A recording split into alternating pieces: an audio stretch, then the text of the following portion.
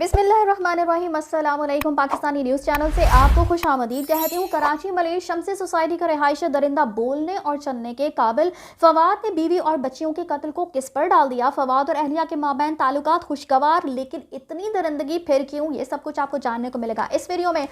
Video पूरी देखेगा।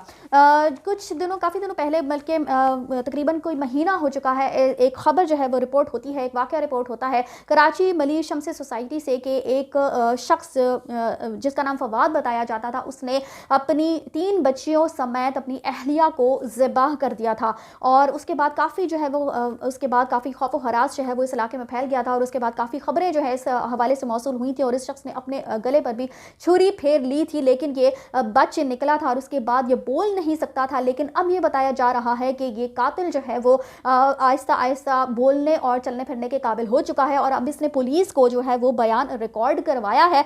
तो ये अपने बयान में पुलिस को ही बताता है कि फवाद जो है वो पिंडी का रिहायशी था। ये पहले पिंडी में मुकीम था और उसके बाद ये कराची कुछ अरसे पहले शिफ्ट होता है और मलिक शमसी सोसाइटी भी बाद में ये शिफ्ट हुआ था। ये पहले जमशेद रोड पर रिहाइश पजीर था।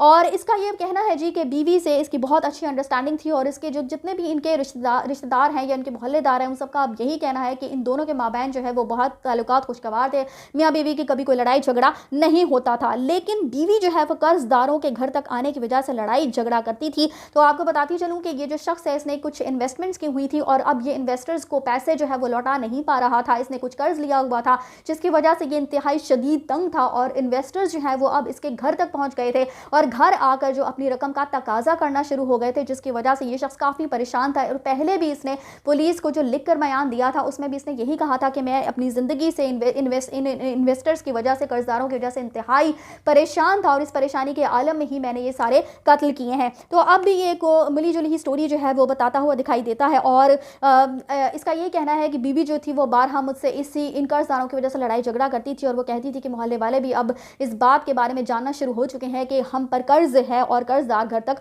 आ चुके हैं। उस दिन ये बताता है कि जी होता कुछ ऐसा है कि माँ से मिलकर जब ये ऊपर जाता है तो इसी बात पर फिर से बीवी के साथ इसका लड़ाई झगड़ा जो है वो शुरू हो जाता है और बात जो है वो हाथापाई तक पहुंच जाती है। यानी इस शख्स को इतना ज़्यादा गुस्सा आना शुरू हो जाता है और ये तैश में आना शुरू हो जाता है, जिसकी वजह से ये बीवी से पहले हाथापाई करता है, उस पर तशद्दुद करता है। लेकिन उसके बाद बीवी जो है वो बाथरूम में चली जाती है और ये कहता है कि मैं बीवी और बेटियों को मारना नहीं चाहता था, मुझे बच्चियां बहुत अजीज थीं, तो मैं सोच में पड़ गया।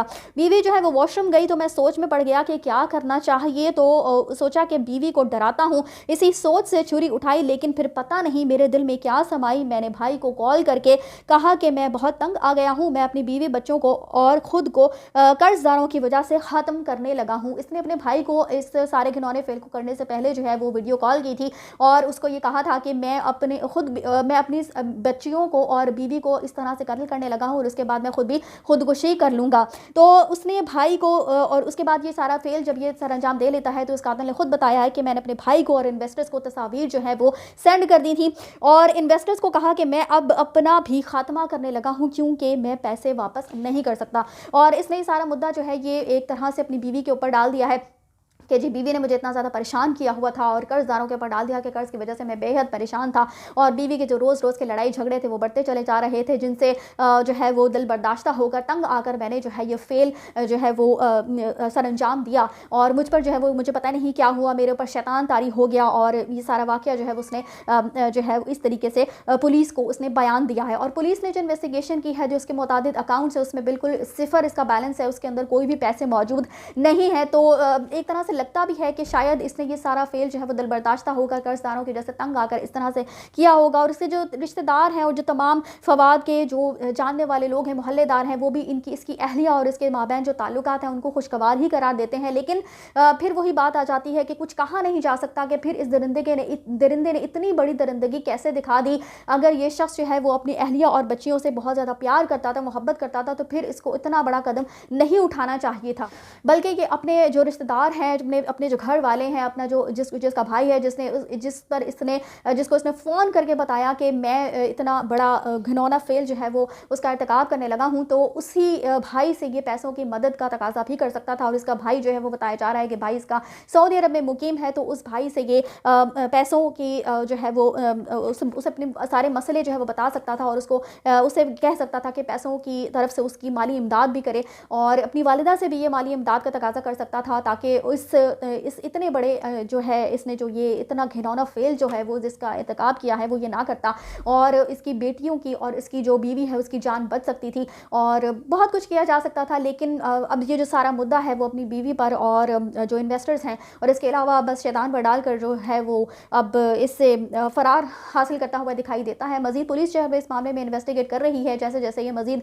आगे स्टोरी डेवलप होती है इंशाल्लाह ताला इसके मुताबिक भी मैं आपको रिपोर्ट करती रहूँगी। इसी के साथ मुझे दीजिए इजाज़त। चैनल को सब्सक्राइब करना मत भूलिएगा। अगली अपडेट्स तक के लिए अल्लाह हाफ़िज़।